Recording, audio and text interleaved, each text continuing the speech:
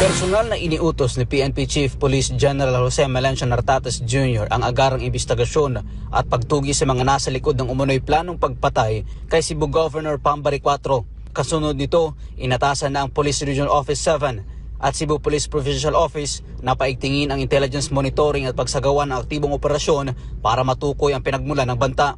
Ayon kay Police General Nartates, hindi lamang pagbibigay ng seguridad ang ginagawa ng PNP, kundi isang agresibong operasyon para ma-neutralize ang banta. Batay sa intelligence information, isang hard killer mula sa Mindanao ang sinasabing inatasang isagawa ang pagpatay. Dahil dito, iniutos ng PNP Chief ang pag-deploy ng karagdagang tactical security personnel upang tiyakin na walang magiging buta sa seguridad ni Governor Bari IV. Binigyang diin ng PNP na ipinatutupad din ang kaparehong antas ng seguridad para sa iba pang opisyal ng pamahalaan na humaharap sa seryosong banta habang ginagampanan ang kanilang tungkulin. Sa ngayon, patuloy ang koordinasyon ng PNP sa mga lokal na pamahalaan habang pinananatili ang mataas at nakikitang presensya ng pulisya sa mga lugar na madalas puntahan ng gobernador.